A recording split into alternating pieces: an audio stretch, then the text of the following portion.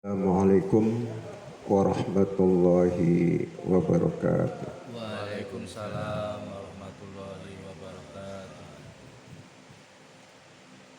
Alhamdulillahilladzi khalaqal asya'a biqudratihi wa atqanaha bilutfi sun'atihi wa dabbaraha bi hikmatihi.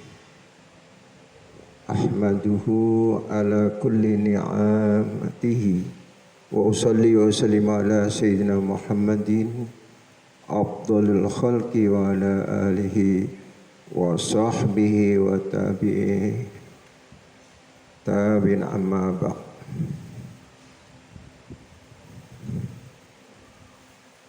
Qala Allah Ta'ala bil Qur'anil Karim, a'udzu billahi minasy syaithanir rajim. Bismillahirrahmanirrahim.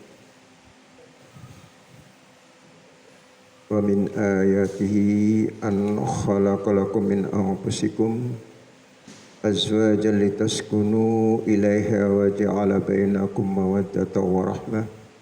Inna fi dzalika laayatin liqaumin yatafakkarun.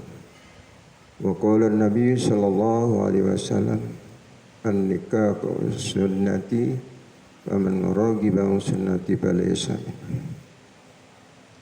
Sadaqallah wa sadaqa Rasulullah. Wa sadaqa Rasulun Nabiyul Karim, wa nahnu ala dzalika minasyahidin wasyakirin walhamdulillahi rabbil alamin.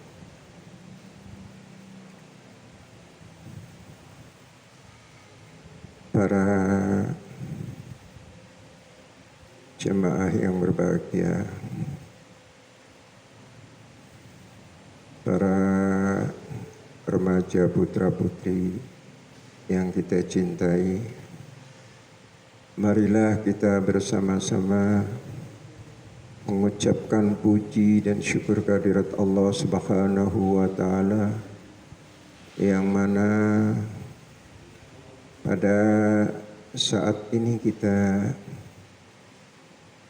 masih diberikan kenikmatan iman, Islam, ihsan dan sehat, sehingga dapat hadir di majelis taklim yang mulia ini dalam rangka insyaallah kita sama-sama menuntut ilmu. Mudah-mudahan Allah Subhanahu wa Ta'ala memberikan kepada kita semua ilmu yang bermanfaat. Salawat dan salam kita sampaikan pada junjungan alam, yaitu Nabi kita Muhammad sallallahu alaihi wasallam, pada sahabatnya, tabi'in, wa min tabi'ahum bi ihsan ila yaumiddin, dan kepada kita semua umatnya di yaumil qiyamah, amin ya rabbal alamin.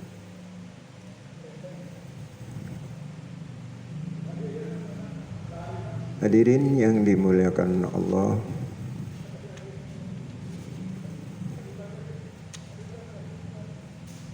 pada kali ini saya akan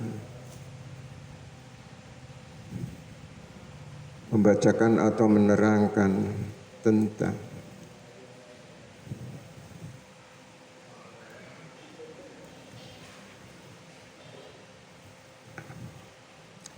hikmah penciptaan laki-laki dan perempuan.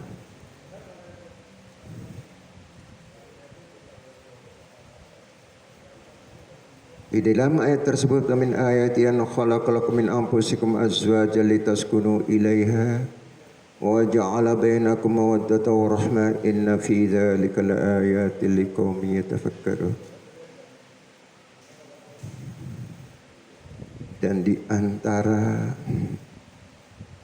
tanda-tanda kebesarannya ialah Dia menciptakan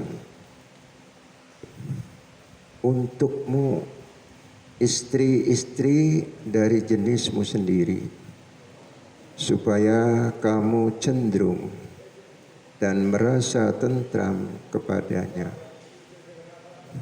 dan dijadikannya di antaramu rasa kasih dan sayang,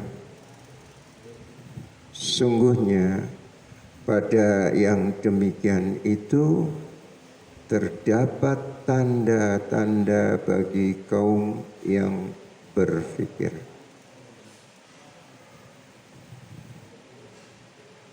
Hadirin yang dimuliakan Allah, para remaja putra maupun putri, berdasarkan ayat di atas dapat kita pahami bahwa hikmah diciptakannya laki-laki dan perempuan berpasang-pasangan adalah agar kedua jenis manusia ini bisa saling memperoleh ketentraman antara satu dengan lainnya dengan telah diperolehnya keterangan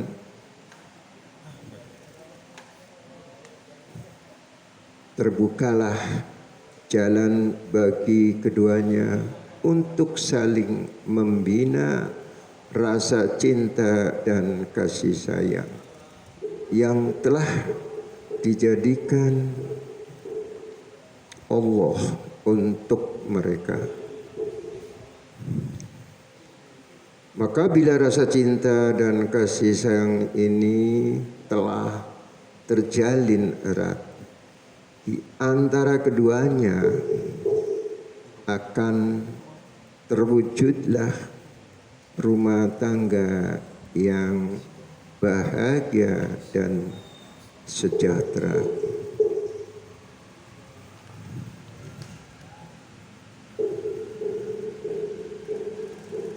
Para RL dan RV dan hadirin yang dimuliakan Allah, ada beberapa perkara atau teori yang perlu diperhatikan sebelum setelah kita menikah, sebelum jima. Al-Ustadz Al-Ahmad bin Sulaiman Kamal Basha berkata dalam kitabnya Al-Ubab, apabila seorang laki-laki hendak menjima mengumpuli istrinya, hendaknya ia memperlakukannya dengan perlakuan yang baik. Artinya bahwa keinginan untuk melakukan jima tersebut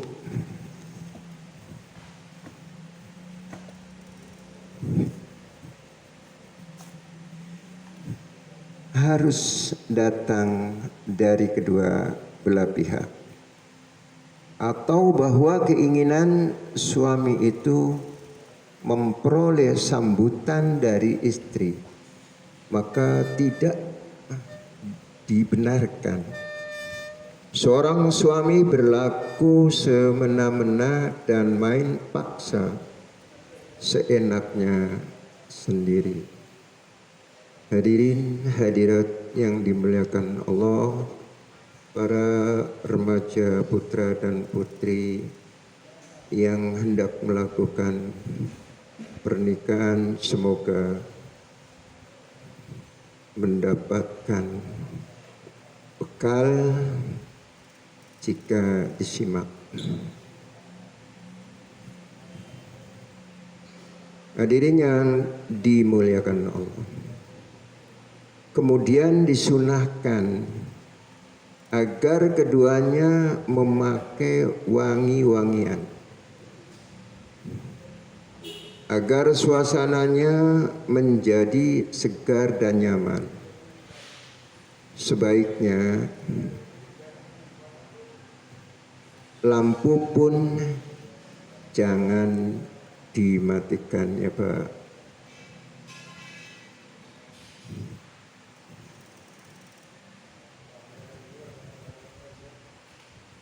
Tetapi juga jangan dinyalakan seterang-terangnya, karena akan menimbulkan rasa malu pada pihak wanita. Jadi sebaiknya lampu dinyalakan redup-redup saja agar suasananya menjadi lebih romantis.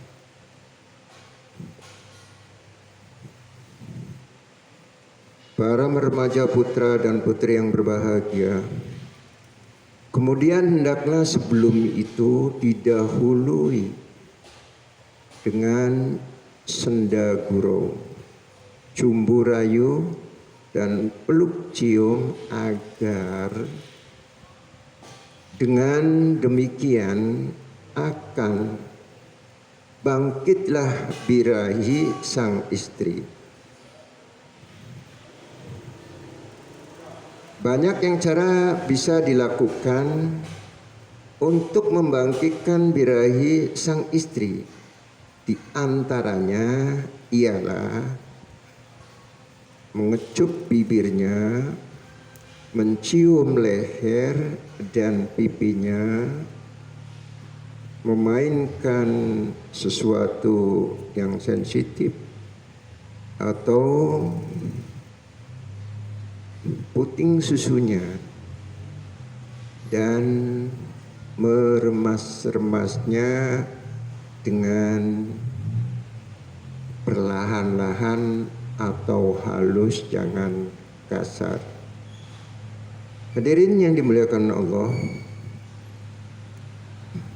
apabila zakar telah menegang,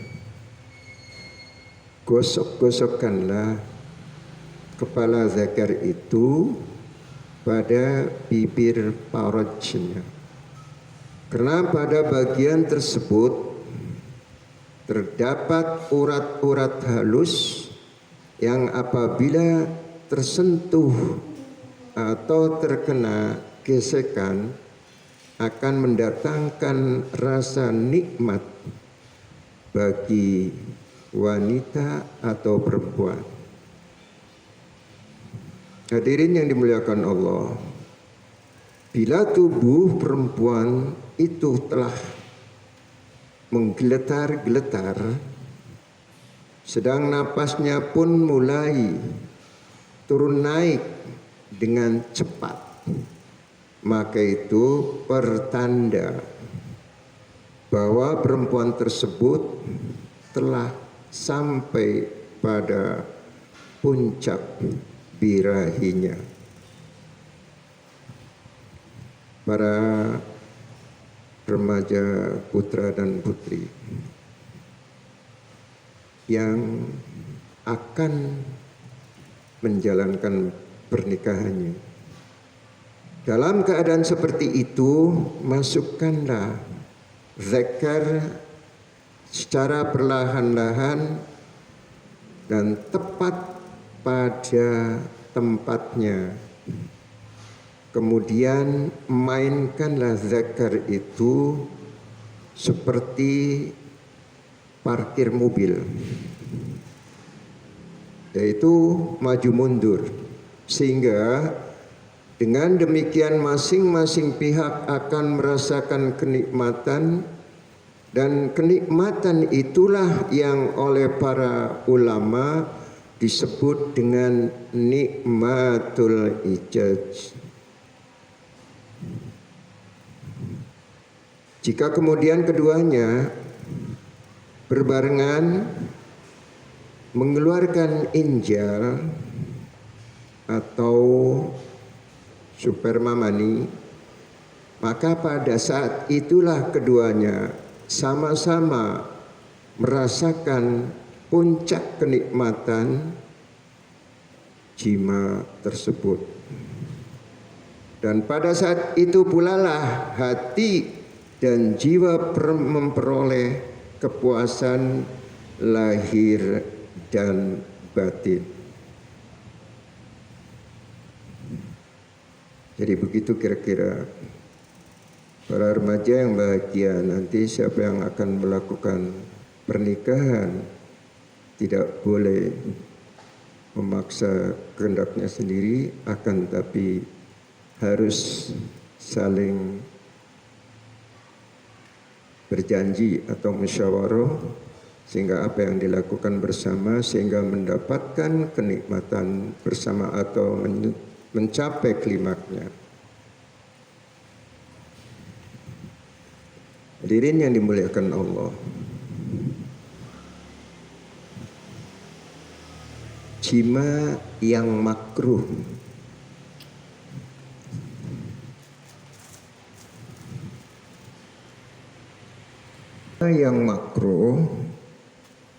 di sini, wal makruhu ma yusabu ala tarkihi imtasan wala yu'aqabu ala fi'lihi. Apabila meninggalkannya, ialah sesuatu apabila meninggalkannya mendapat pahala, apabila dijalankannya tidak disiksa, seperti makan dengan bersandaran, menghembus, meminum ketika hendak minum dan sebagainya. Ada pula mendapatkan makruh karena meninggalkan keutamaan seperti meninggalkan sholat duha. Hadirin yang dimuliakan Allah, jima yang makruh demikian. Bagi seorang suami makruh menjima istrinya manakala tidak didahului dengan sendaguro dan cumbu rayu. Karena dengan sendaguro dan cumbu rayu ini bisa memberikan isyarat akan kesediaan istri untuk meladeni atau melayani suaminya. Dengan demikian akan terhindar kemungkinan adanya perasaan terpaksa pada pihak istri. Yang demikian itu tidak berbeda halnya dengan seorang suami yang ingin makan. Maka jika istrinya melayaninya dengan senang hati, tentu suami akan merasa puas hatinya. Hadirin yang dimuliakan Allah, ada seorang ulama mengatakan, wallahu a'lam bishawab, bahwa jika seorang suami menjima istrinya tanpa didahului dengan cumbu rayu dan tanpa berupaya membangunkan birahi istrinya terlebih dahulu, lalu dari persetubuhan itu akan dihasilkan anak, maka kelak anak itu akan menjadi seorang anak yang bebal otaknya dan kurang cerdas. Nah, jadi kalau ada remaja yang barangkali cara berpikirnya terlambat, bisa saja terjadi pada saat dia bercumbu rayu dan menanamkan benihnya kepada istrinya.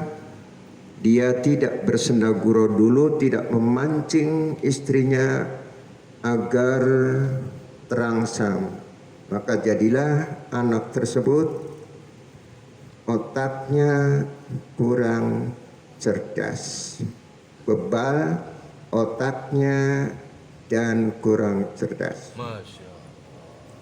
Masya Allah, na'udzubillah min dzalik.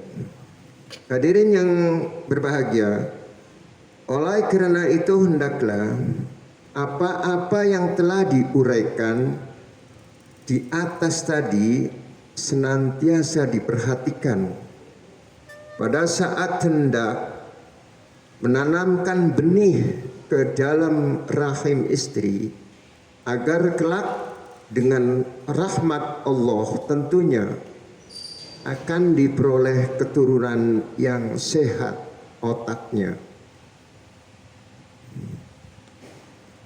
Demikian seseorang tidak akan mempunyai anggapan ataupun pandangan yang keliru bahwa seolah-olah menjima istri itu hanya sekedar melampiaskan nafsu birahi belaka atau semata.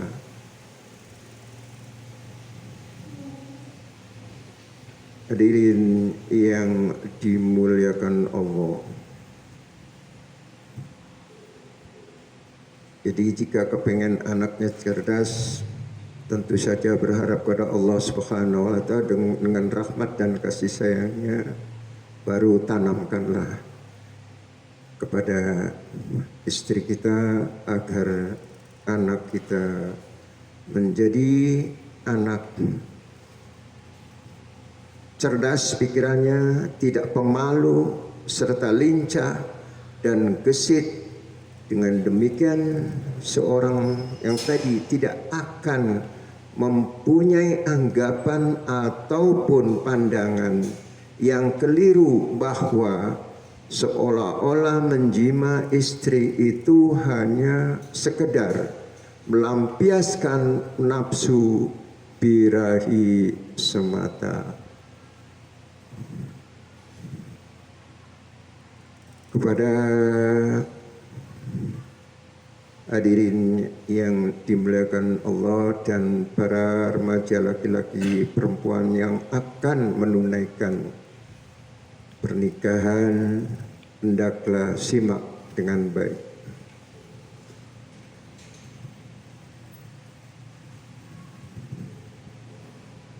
Tuntunan jiwa atau jima atau bersenggama. Tuntunan jima atau bersenggama atau cocok tanam.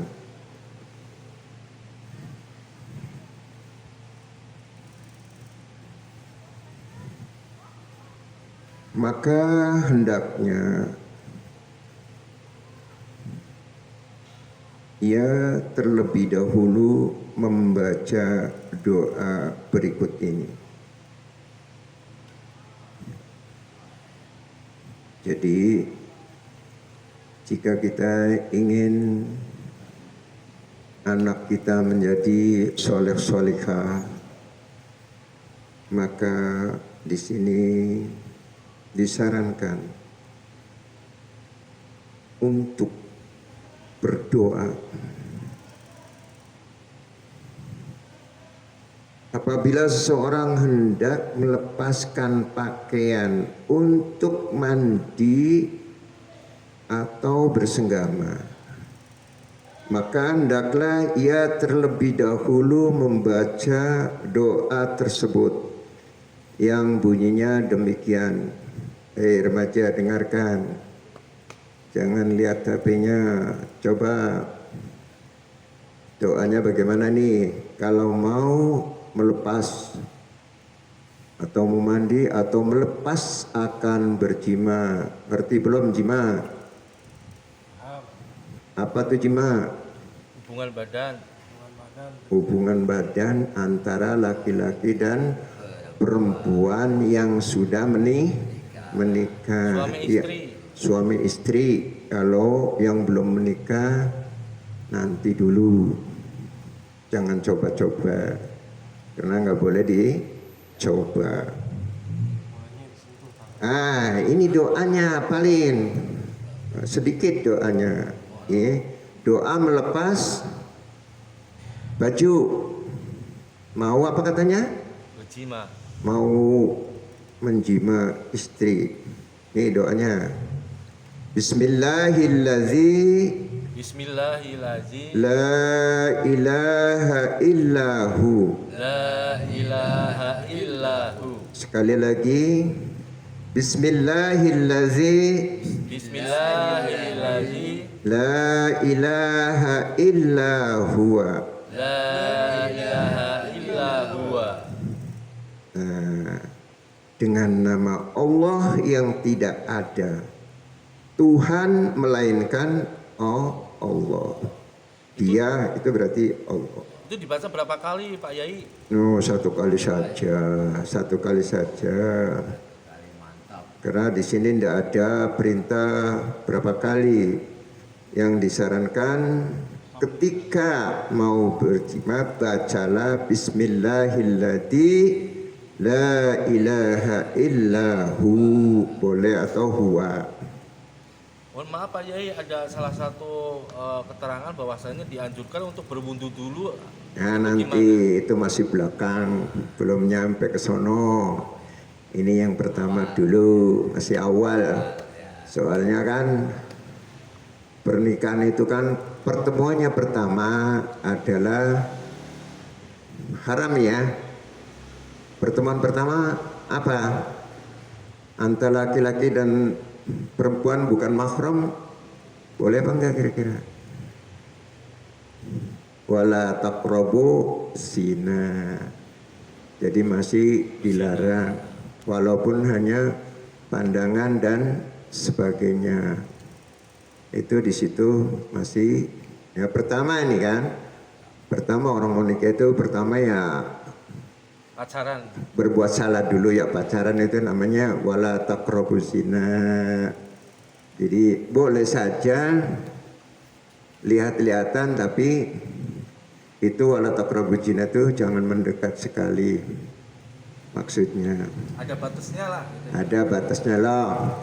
Iya, ada batasnya karena yang perempuan punya ibu, yang laki-laki juga punya ibu juga. Jadi insya Allah selanjutnya baru ta'aruf ya, perkenalan baru. Pertama mandang kan katanya masih zina ya. Nah, terus sudah dipandang, oh cocok buat saya nih. Kemudian mendatangi kedua orang tuanya Melamar. untuk saling mengenal dulu. Kemudian udah cocok melamar. Melamarnya dengan apa tuh? Minimal dengan syukur, pakai intan, pakai emas, paling tidak pakai Dana. cincin besi. Ya begitu ya, paling tidak cincin besi gitu. Setelah kita saling iya, artinya saling iya itu cocok ya. Cocok nih kita nih, kalau kita dilangsungkan pernikahan. Kayaknya nih, nah, lalu kemudian menikah. Lah bang, menikah ini hukumnya apa bang? Tadi kan haram ya bang. Terus kedua apa tadi? Ta'aruf. Saling bertemu, saling meminta, saling bisa juga memaafkan di saat itu. Apa bang hukumannya nikah bang? Halal. Sunnah. Jadi pertama haram, lita'aruf boleh, baru setelah nikah hukumnya sunnah. Jadi an-nikahu sunnati pamarragiba sunnati balaysa mini kata Nabi gitu. Nikah itu hukumnya sunnah, berarti sama dengan aku gitu kan, umatku. Kalau tidak mau menikah kayak di depan saya nih, nggak mau nikah balaysa mini, Katanya bukan umatku kata Nabi, maka buru-buru cari Jodoh. jodoh cepet nih nikah. Lah kalau Wawa sih udah pernah nikah ya. Nah, seperti ini. Mudah-mudahan didoain supaya cepet amin nuh. Amin gitu. Didoain amin gitu. Jadi begitu ya. Jadi nikah hukumnya setelah nikah hukumnya sunnah, lalu kemudian udah menjadi keluarga nih, suami istri, hukumnya apa tuh? Wajib. Wah wajib, berarti udah ngerti nih kalau gitu. Jadi setelah sunnah wajib rentetannya. Kalau wajib berarti jika ditinggalkan Dosa. dosa. Di sini ada bacaannya yang gampang-gampang aja. Fal wajibu ma yusabu ala fi'lihi wa yu'aqabu ala tarkihi. Seperti itu singkatnya. Jadi wajib itu harus dipenuhi. Syukur kalau punya rumah, syukur kalau punya mobil, syukur kalau bajunya bagus, makanannya ada. Jadi perempuan itu sebenarnya atau keluarga wajib dipenuhi. Akan tetapi jika sudah saling musyawarah, apapun yang terjadi kita saling ikhlas, itu yang lebih baik. Siapa sih orang yang gak pengen kaya? Siapa sih orang yang gak pengen enak? Setiap orang yang mau mempunyai suami pastinya kepengen enak. Dari orang tuanya enak, masa ikut suami gak enak? Tapi jangan kayak sekarang para remaja, kasihan. Perempuan itu kayaknya sengsara deh jadi ibu. Dari ibu ya, dari pagi sampai malam kerja terus, ngerjain anak yang nganterin sekolah dan sebagainya kan. Sudah malam masih dikerjain juga sama siapa bang? Suami. Sama suaminya. Itu kudu mau karena kewajiban tadi. Wajib artinya harus melaksanakan, harus rela kapan saja, welcome gitu. Lanjut, jangan panjang-panjang. Tadi dengan nama Allah yang tidak ada Tuhan melainkan Dia. Kemudian pada saat suami hendak mencampuri istrinya, hendaklah ia membaca doa. Ayo bareng-bareng doanya. Bismillahi Allahumma jannibna syaitona wa jannibis syaitona ma razaqtana.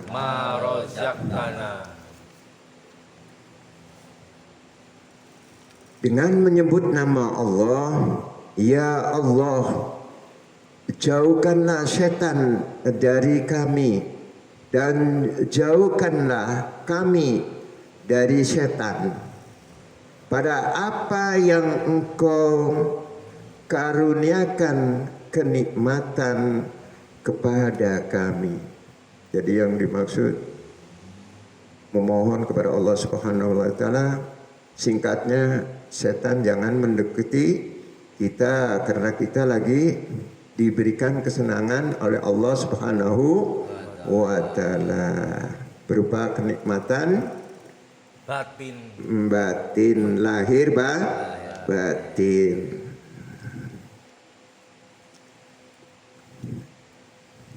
Hadirin jemaah yang bahagia. Mungkin ada yang bertanya, kenapa kita dianjurkan membaca doa tersebut pada saat kita hendak melakukan jima? Jawabannya bisa, Bang? Karena mengikuti sunnah Nabi. Iya, hebat berarti. Emang kalau kita selalu mengikuti Nabi nggak ada salahnya, pasti beruntung. Contohnya, jangan makan jengkol, bau mulutnya kan. Ada hikmah-hikmahnya. Jangan makan pete, ya kan? Kenapa di sini dianjurkan untuk berdoa? Jawabnya adalah karena menurut sabda Nabi Shallallahu Alaihi Wasallam bahwa pada saat anak Adam, manusia, membuka pakaian, maka pada saat itulah malaikat Raqib dan Atid segera lari menjauh.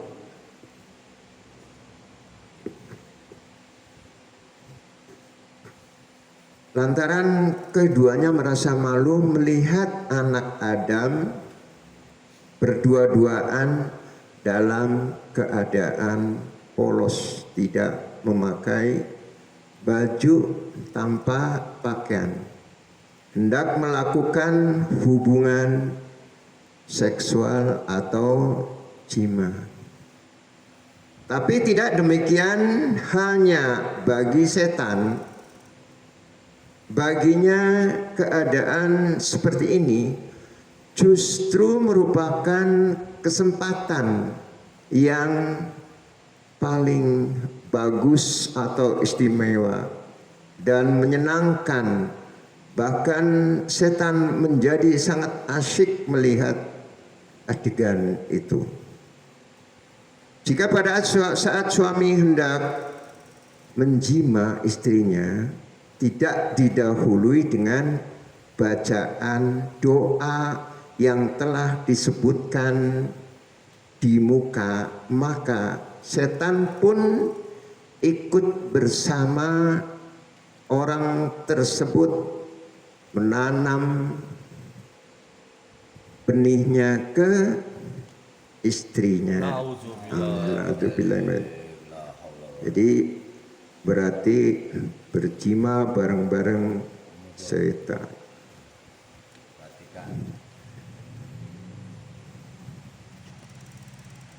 Setan ikut menjima bersama kita pada istri kita.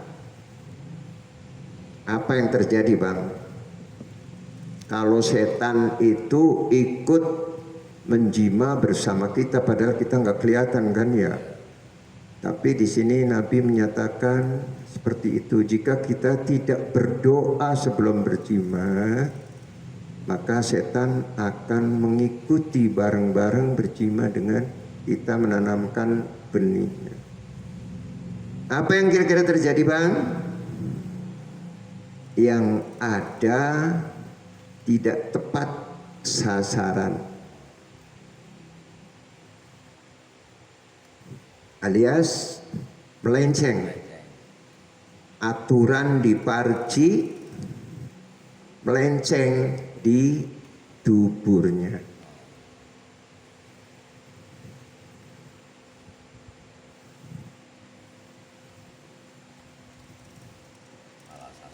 Nanti anak remaja nggak paham juga ya. Dubur itu apa katanya? Coba Bang, dubur itu apa? Tuh cuma ketawa. Jadi dubur tuh alias pantat. Kata orang Jawa, wong binatang baik kok ora gelem ning pantat atau ning dubur, pantat atau ning silite ora gelem. Kae kawinane sapa? Binatang kae ora gelem ning pantate.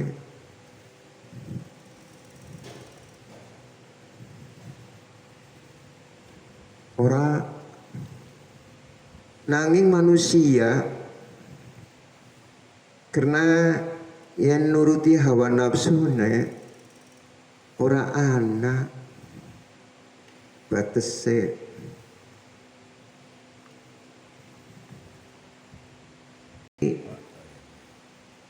Binatang saja tidak mau di pantatnya, tetapi kok manusia malah seneng melebihi atau di pantatnya. Itu padahal di situ dilarang oleh Allah Subhanahu wa taala. Para remaja dan hadirin, para mustami'in yang berbahagia, insya Allah kita lanjutkan dengan session berikutnya untuk menerangkan jima tersebut. Wal'iyadu billah, wallahul muwafiq ila aqwamit thoriq. Assalamualaikum warahmatullahi wabarakatuh. Waalaikumsalam warahmatullahi wabarakatuh.